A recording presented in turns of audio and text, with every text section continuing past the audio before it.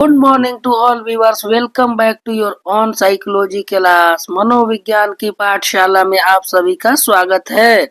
आज हम अपने इस क्लास में बात करने वाले हैं कि मनोविज्ञान का स्वरूप और कार्य क्षेत्र क्या है। Nature and scope of psychology. मनोविज्ञान का नेचर और स्कोप पर बात करने वाले हैं अपने इस वीडियो में। इससे पहले कि हम इस पे बात करें, आपको बता दें कि आप हमें फॉलो कर सकते हैं हमारे Facebook page the magnificent brain और हमारे टेलीग्राम चैनल और टेलीग्राम ग्रुप को भी ज्वाइन कर सकते हैं, जहां आपको इन सभी चीजों का पीडीएफ आसानी से उपलब्ध कराया जाएगा। अब हम बात कर लेते हैं मनोविज्ञान का नेचर और स्कोप क्या है। तो मनोविज्ञान के नेचर और स्कोप को जाने उससे पहले हम बता दें कि इसके पार्ट 1 में हमने मनोविज्ञान क्या है और इसकी परिभाषा वगैरह पर बात कर चुके हैं, और उसमें हमने बताया है कि मनोविज्ञान प्री साइंटिफिक पीरियड में दर्शन शास्त्र का हिस्सा हुआ करता था, दर्शन शास्त्र का एक शाखा हुआ करता था। लेकिन 1879 ईस्वी में जब विल्हेम उंट ने मनोविज्ञान का पहला प्रयोगशाला खोला, तो मनोविज्ञान दर्शन शास्त्र के चंगुल से निकलकर एक स्वतंत्र विज्ञान के रूप में अपना पहचान स्थापित करने में कामयाब हुआ। मनोविज्ञान ऐसा विज्ञान है जो प्राणी के व्यवहार तथा मानसिक क्रियाओं का अध्ययन करता है। इसके बहुत सारे परिभाषाएं निकल कर आई, उसको हमने पिछले क्लास में जाना कि प्री साइंटिफिक पीरियड में परिभाषाएं क्या थी। जब मनोविज्ञान दर्शन शास्त्र का हिस्सा हुआ करता था उस समय इसकी परिभाषा क्या थी, और बाद में जब वो दर्शन शास्त्र से अलग हुआ तो आधुनिक परिभाषाएं क्या निकल कर आई। संक्षेप में हम बता देना चाहते हैं कि मनोविज्ञान को व्यवहार एवं मानसिक प्रक्रियाओं का अध्ययन करने वाला विज्ञान कहा गया है। आधुनिक काल में व्यवहार में मानव व्यवहार तथा पशु व्यवहार दोनों को सम्मिलित किया जाता है।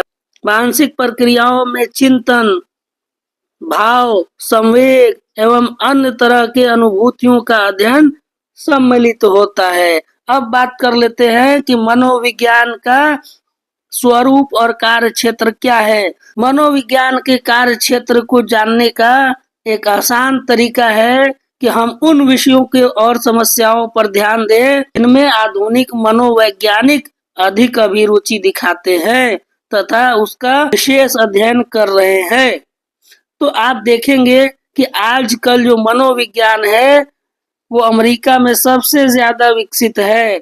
आजकल मनोविज्ञान अमेरिका में सबसे ज्यादा विकसित है और मजबूत शास्त्र यानी डिसिप्लिन के रूप में उभरा है, और यह विकास अन्य देशों में मनोविज्ञान की प्रगति को न केवल प्रभावित करता है बल्कि कुछ अर्थ में उसे नियंत्रित भी करता है।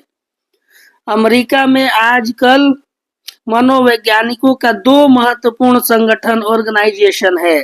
अमेरिका जो मनोविज्ञान के लिए बहुत ही उन्नत क्षेत्र माना जा रहा है, वहां पर 2 तरह के ऑर्गेनाइजेशन विकसित किए गए हैं, बहुत ही महत्वपूर्ण ऑर्गेनाइजेशन है। पहले का नाम है अमेरिकन मनोवैज्ञानिक संघ। अमेरिकन मनोवैज्ञानिक संघ यानी अमेरिकन साइकोलॉजिकल एसोसिएशन या एपीए, शॉर्ट में एपीए।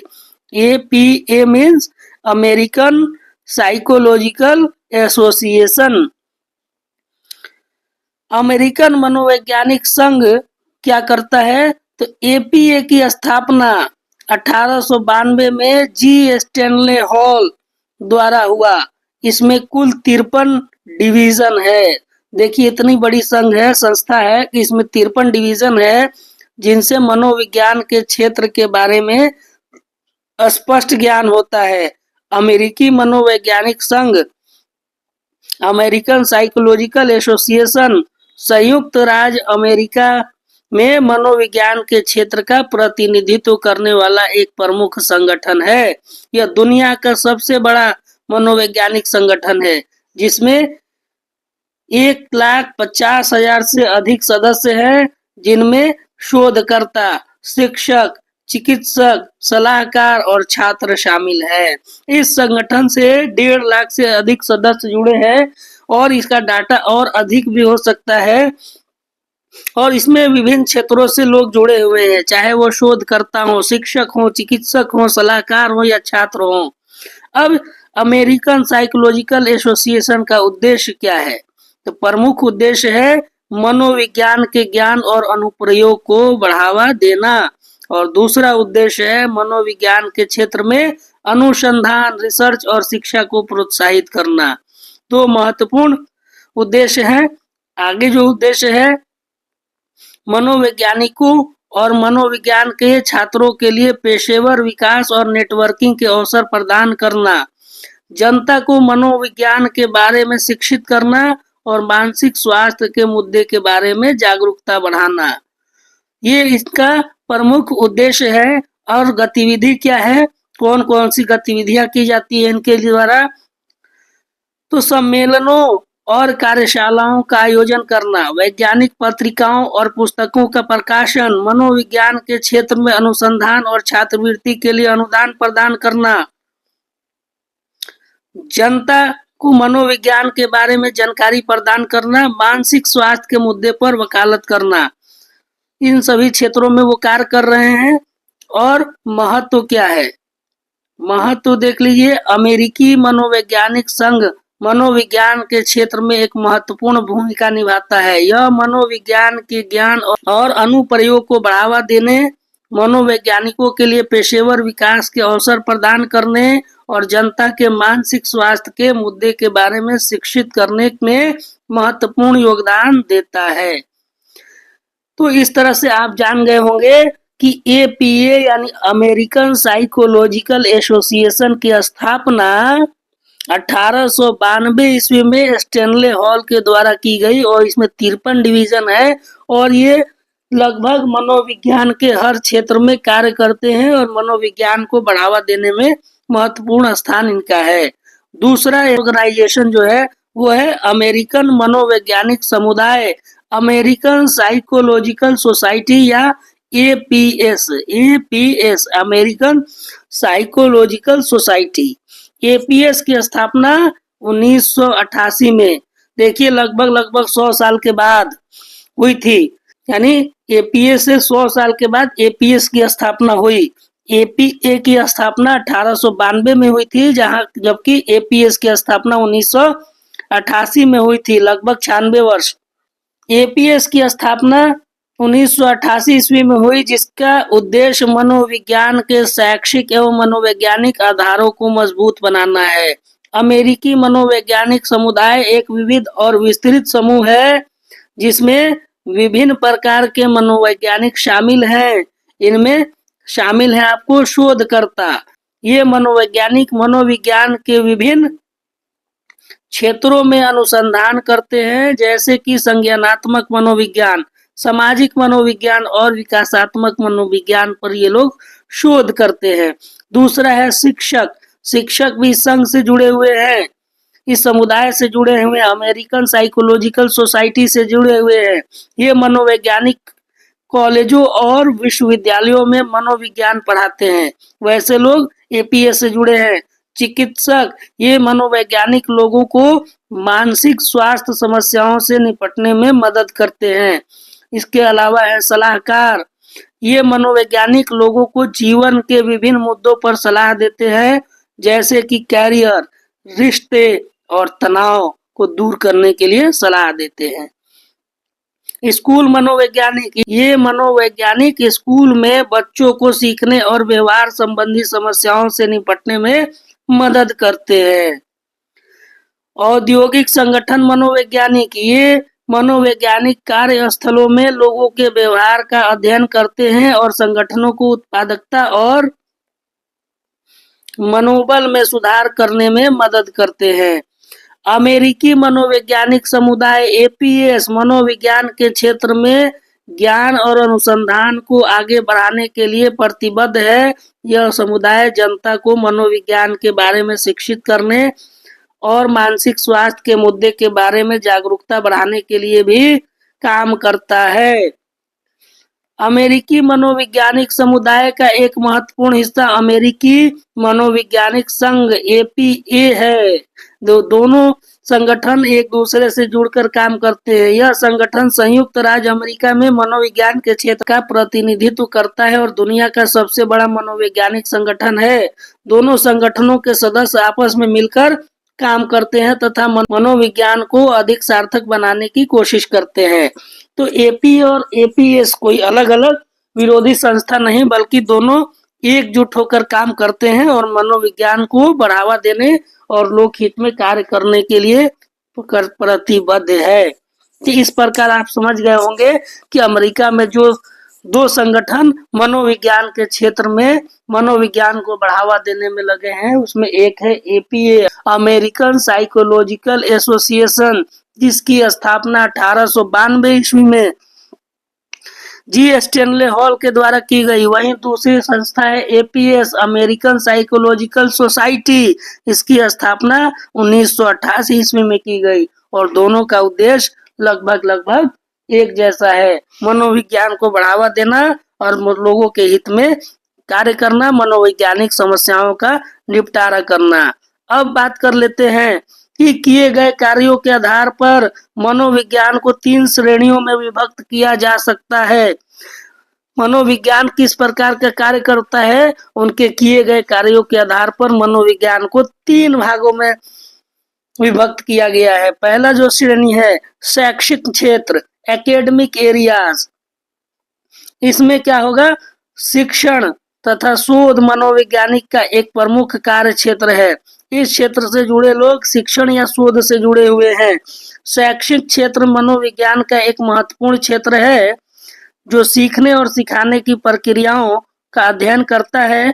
यह मनोविज्ञान के सिद्धांतों और विधियों का उपयोग शिक्षा के सुधार के लिए करता है। शैक्षिक मनोविज्ञान के क्षेत्र में कई विषयों का अध्ययन किया जाता है। इस दृष्टिकोण से इस क्षेत्र के तहत निम्नलिखित शाखाओं में मनोविज्ञानी अपने अभिरुचि दिखाते हैं।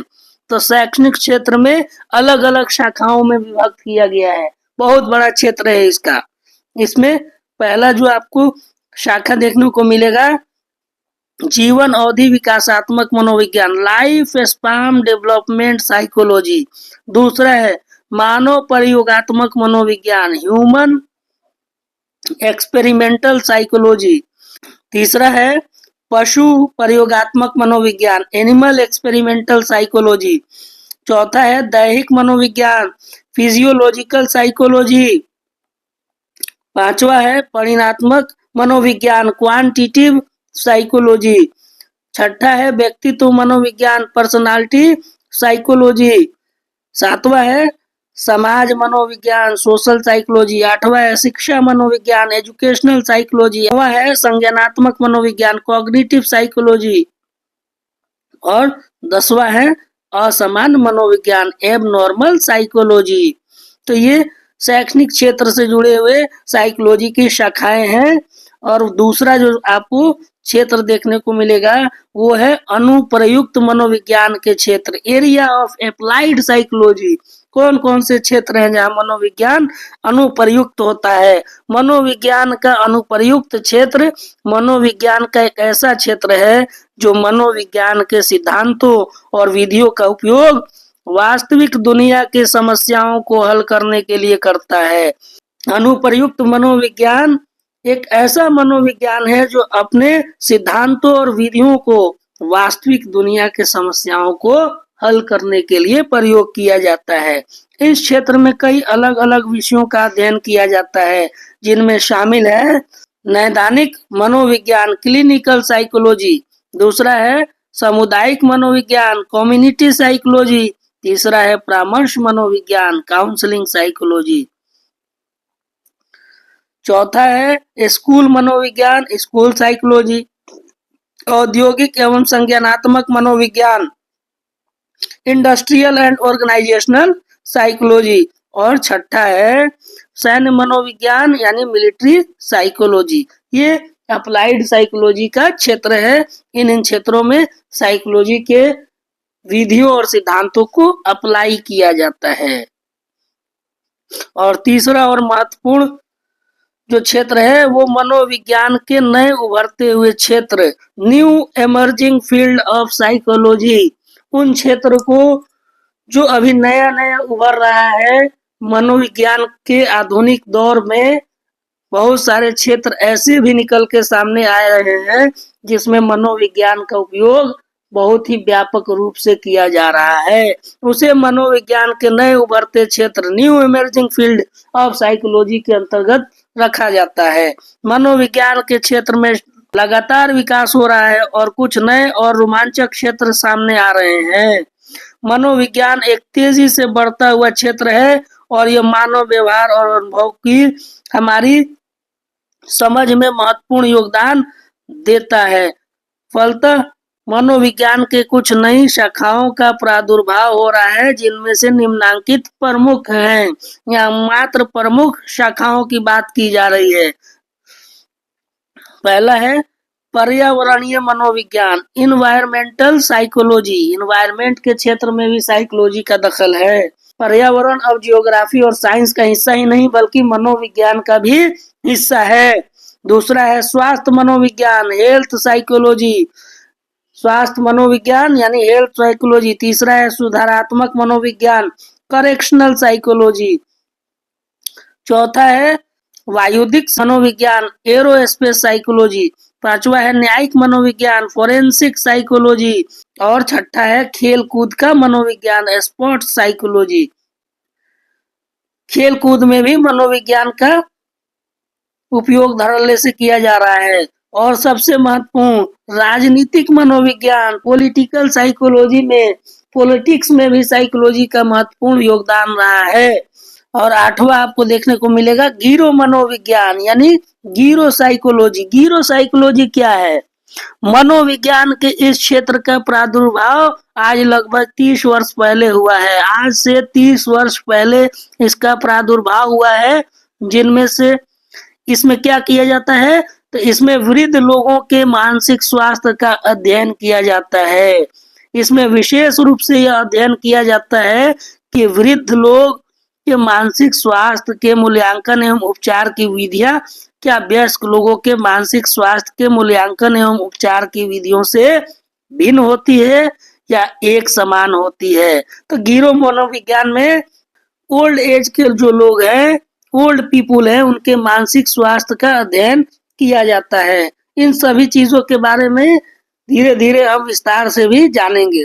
अगला है आर्थिक मनोविज्ञान, इकोनॉमिक साइकोलॉजी।